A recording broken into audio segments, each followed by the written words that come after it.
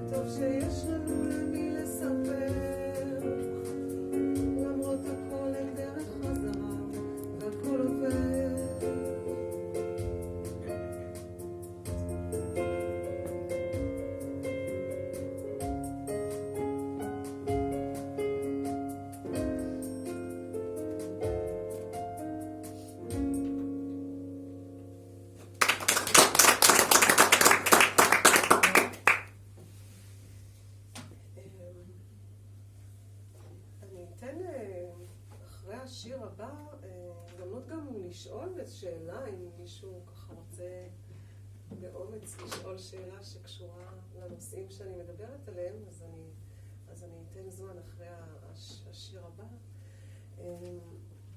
אני ממשיכה את הנושא הזה של הבית הפנימי, אז בתוך קונפליקט, כשאני בעלת בית ובן זוגי בעל בית, ויש קונפליקט, אז אנחנו עולים לגשר, לבית על הגשר. כשאני יודעת שיש לי לאן לחזור, והוא יודע שיש לו לאן לחזור. אז דבר ראשון, סטטיסטית, 50% מהדברים אני אקבל, ו50% מהדברים אני לא אקבל, אם אני רוצה מערכת יחסים שהיא חברית, ולא לא שוויונית. אז זה דבר ראשון. דבר שני, אני עולה על הגשר.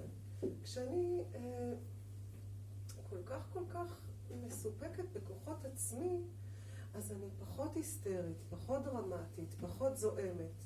ואז אני פנויה לעשות משא ומתן. כשבני זוג מגיעים אליי ככה ברמה של כעס כל כך גבוה, אני מסבירה שהכמיהה היא שיקשיבו לך או לך. הכמיהה היא, שנעשה לך או לך עוול, אבל אי אפשר להקשיב לך, או אי אפשר להקשיב לך כשאת כל כך צועקת, כי האחר או האחרת הוא רוצה להתגונן, הוא לא יכול להישאר פתוח כשאת יורה עליו, או ההפך. ותמיד הזעם או הכעס הוא רגש משני. תמיד הוא קצה של משהו שמתחת יש כאב. והכאב הוא רגש נורא מקרב. הוא רגש רך. הוא רגש מזמין שיתוף פעולה.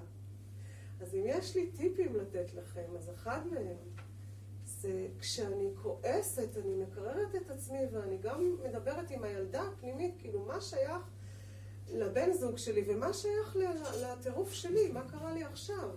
ואז אני עולה לגשר יותר מקוררת ויותר רגועה, ועושה משא ומתן בתקשורת מקרבת. ואז הסיכויים הם להגיע לפתרונות. זוגות שכל כך תוקפים אחד את השני, הם מסתובבים מובסים ועייפים, והזוגיות נורא לא תחזיק מעמד. לא תחזיק מעמד, וחשוב לשמור עליה. אז כל אחד שישמור את עצמו וישמור על הזוגיות.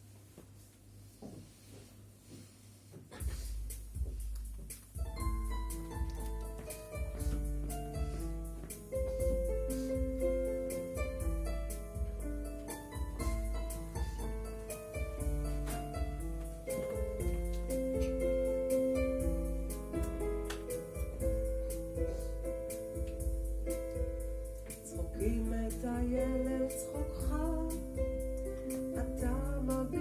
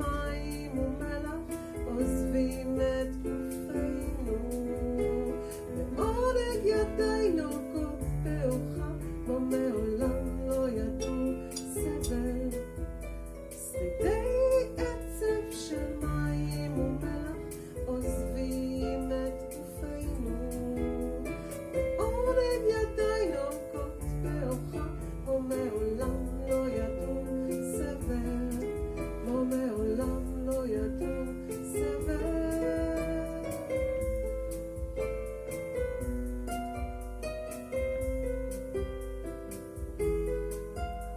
צחוקים את הילד צחוק חם.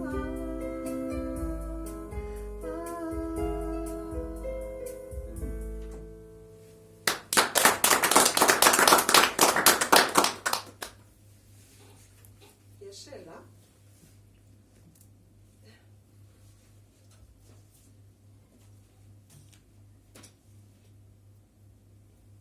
קבוצה קטנה, אפשר לעשות דינמיקה קבוצתית. כנראה הכל מובן. כל החומר מובן. זה כיף להם. טוב, כמה זמן אנחנו כבר מופיעות? לא ספרתי. שעה. שעה, אוקיי. לקראת סיום. אז כן, אנחנו לקראת סיום. אני פונה עכשיו, אנחנו נעשה עוד הרצאה קטנה אחת ושיר.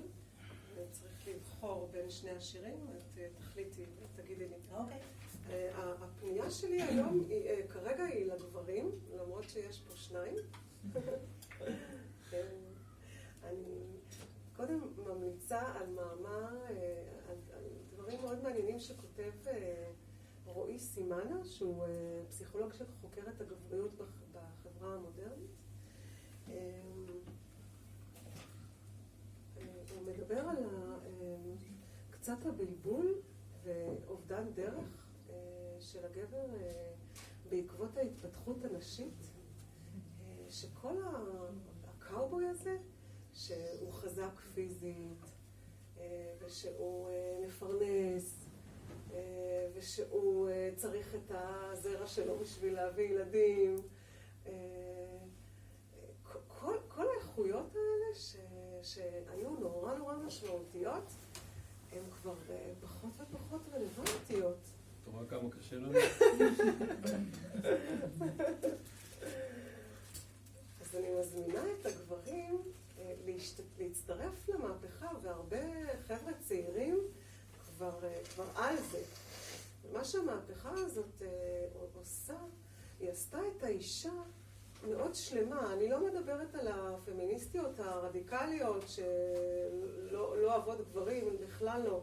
אני מדברת על אישה שהיא אדם שלם, שיש בה גם את הרחם, גם את היכולת הרגשית, היכולת הטיפולית, גם את היכולות הגבריות, היכולת לפרנסה, להגשמה, להביא ילדים לעולם גם בלי גבר. העצמאות הזאת היא גם וגם. ואני מזמינה את הגברים שנשארו קצת מאחור, אלה שנשארו מאחור, לנצל את ההזדמנות המדהימה הזאת להתפתחות ולהעשרה ולגלות את העולם הרגשי שלהם. מכיוון שכשהם היו קטנים, הם היו דומים לנו. כמו שאנחנו היינו תינוקות בנות, הם היו תינוקות בנים, והם היו מלאי רגש ומלאי חופש, ומשהו בסוציאליזציה סגרו. ואלה שנשארים סגורים, הם נורא סובלים בתוך קשר זוגי. יש לי זוג בקליניקה, שהוא מגיע לתוך הטיפול עם פני פוקר, כשהוא כולו מלא רגש, והוא מספר על הילדות בקיבוץ, האיסורים של להרגיש, של לשמור על עצמו, ואשתו מלאת רגש, בוכה מתחילת הטיפול עד סוף השעה, והוא עם פני פוקר, וככל שהוא מרגיש יותר בטוח ויותר מניח לילד, מי זה שפוחד להרגיש? מי זה שפוחד להגיד, כואב לי, רע לי, אני צריך עזרה, אני לא יודע, אני טועה? זה איזשהו ילד פנימי, או באמת איזשהו חלק לא מודע. החלק הבוגר, הריאלי, הוא יודע שגם גברים הם אנשים עם חולשות, ואנשים שזקוקים להישען, וזקוקים לחום ולאהבה ולרגש, וממש הם לא מרשים לעצמם. אז זה הקריאה שלי אליכם, לא פה לשתף. הם לא פה כנראה.